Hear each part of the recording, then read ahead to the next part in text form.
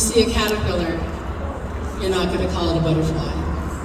And when you see a butterfly, you're not going to call it a caterpillar. And yet the butterfly is the higher expression.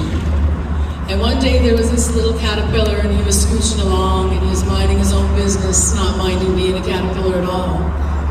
And he looks up and he sees this butterfly just flitting in the air. And that caterpillar says, "You will never catch me in one of those contraptions." And you won't, because it takes consciousness for that to happen.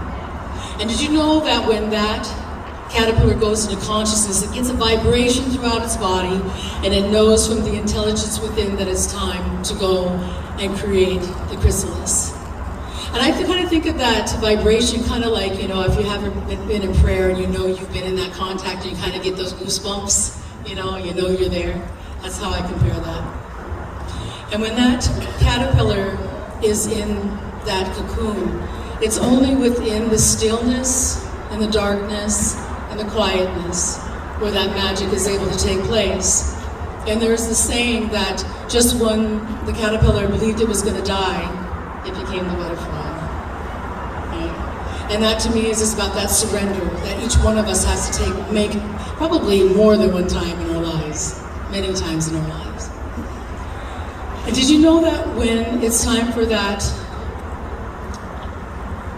butterfly to come out of the cocoon, that it needs every single movement and pushing that cocoon off of its body to be able to strengthen its wings and its body and to be able to fly.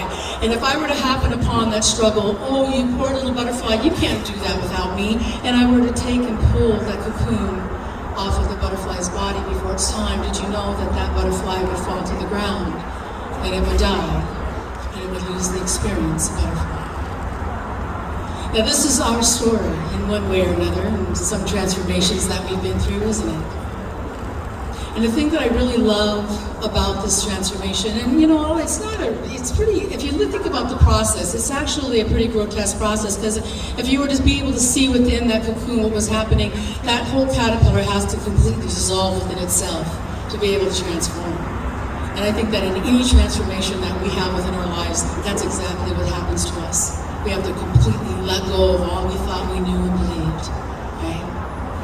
But the beautiful part about this transformation is that you cannot become the butterfly without being the caterpillar. What that means to me is that those lower states are just as important, right? To be the woman that stands before you today, 25 years ago, would not be doing this, right?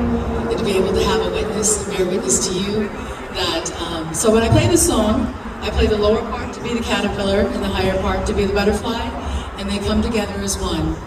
So this is caterpillar and butterfly.